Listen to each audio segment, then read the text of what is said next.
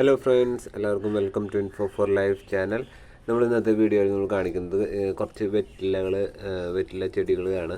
ഇപ്പോൾ നമ്മൾ വീട്ടിലെ ആവശ്യത്തിനും അതുപോലെ ആയുർവേദമായിട്ടുള്ള എന്തെങ്കിലും അസുഖങ്ങളൊക്കെ വരുമ്പോൾ ഉപയോഗിക്കുന്ന അത്യാവശ്യത്തിനായിട്ട് നമ്മൾ കുറച്ച് വെറ്റില വീട്ടിൽ നട്ടു വളർത്തിയിട്ടുണ്ടായിരുന്നു. അപ്പോൾ ഈ വെറ്റിലയുടെ കുറച്ച് പ്രത്യേകതകളാണ് ഞാൻ നിങ്ങൾക്ക് പറയുന്നത്. കൃഷി രീതി വളരെ ഈസി ആയിട്ടുള്ള ഒരു ചെടിയാണ് ഈ വെറ്റില എന്ന് പറയുന്നത്.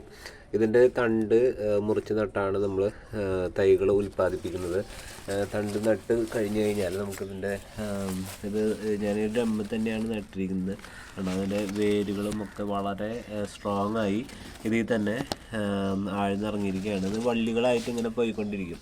ഞാൻ നിലത്താണ് കുഴിച്ചിട്ടതെങ്കിലും അത് മതിലുമേക്ക് കയറുമ്പോൾ ഞാനത് വലിച്ചിടുന്നത് കൊണ്ടാണ് അത് അധികം മുകളിലോട്ട് കാണാത്തത്. പിന്നെ ഞാൻ താഴത്തേക്കൂടെ പടർത്തിയിരിക്കുകയാണ്, കണ്ടോ.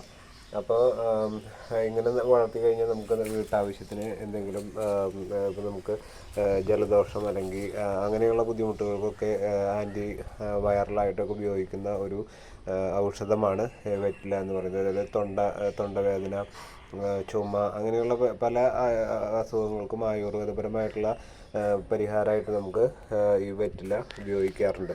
അപ്പോൾ ഈ വെറ്റില നമുക്കെല്ലാവർക്കും ഇതിൻ്റെ തണ്ടുകൾ അടുത്ത് കിട്ടുന്നുണ്ടെന്ന് വെച്ചിട്ടുണ്ടെങ്കിൽ കട്ടിങ്സ് കുഴിച്ചിട്ട് കഴിഞ്ഞാൽ പിന്നെ ഇടയ്ക്ക് തന്നെ ഗോമൂത്രമോ അല്ലെങ്കിൽ ജൈവ സ്ലറി എന്തെങ്കിലും ഒഴിച്ചു കൊടുത്തു കഴിഞ്ഞാൽ നല്ല തിക്കായിട്ടുള്ള ഇലകൾ നമുക്ക് കിട്ടും.